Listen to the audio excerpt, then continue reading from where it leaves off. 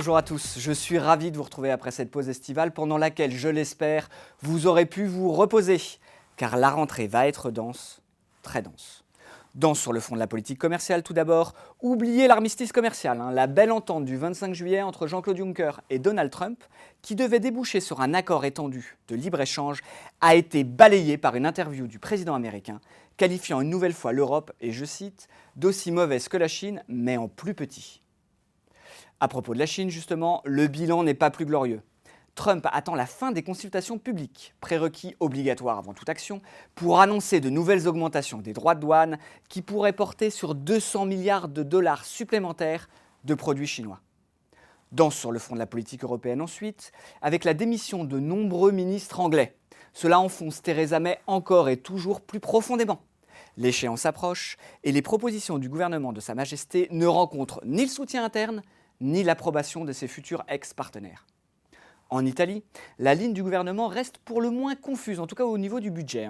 S'il décide de passer rien que la moitié des réformes sur les impôts et d'annuler la hausse de la TVA, le déficit budgétaire repasserait mécaniquement largement au-dessus des 3%, ce qui est bien évidemment inacceptable en l'état. Danse enfin sur le front des devises émergentes qui s'effondrent littéralement pendant l'été. La livre turque et le peso argentin perdent plus de 40% en 2 mois. Au niveau macroéconomique, la croissance du deuxième trimestre aux US dépasse 4%. Et les taux directeurs argentins ont été augmentés de 1500 points de base, les portant à 60%. En Chine, les mesures d'assouplissement pleuvent. À partir du 1er janvier 2019, les loyers, les intérêts d'emprunt immobilier et les frais d'éducation seront maintenant déductibles de leurs impôts. Les marchés actions se sont orientés à la hausse, variant de 0,7% en zone euro à plus de 7% aux US sur les 2 mois. Les taux remontent, tirés par l'incertitude italienne, avec un BTP qui va dépasser les 3,15 pendant le mois d'août. Dans nos portefeuilles, nous avons maintenu une exposition actions stable, privilégiant évidemment les actions américaines au détriment des actions anglaises et japonaises. Sur un fonds comme CPR Croissance Réactive, nous avons maintenu notre exposition autour de 50% en actions, dont 30% d'actions américaines.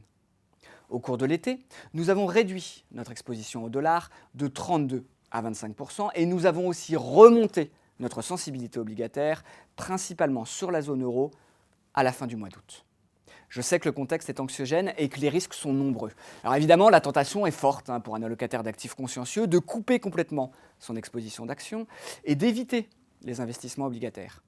Mais nous considérons qu'il est encore prématuré pour couper nos investissements et que la désynchronisation apparente des économies internationales pourrait en fait être un leurre. En conséquence, nous allons maintenir notre investissement actuel, donc toujours autour de 50%, et initier des positions progressives sur les émergents, tout en couvrant par achat d'options, ce qu'on fait habituellement, nos expositions européennes et américaines. Et bien voilà, j'en ai maintenant terminé pour ce point et je vous donne rendez-vous le mois prochain. Au revoir.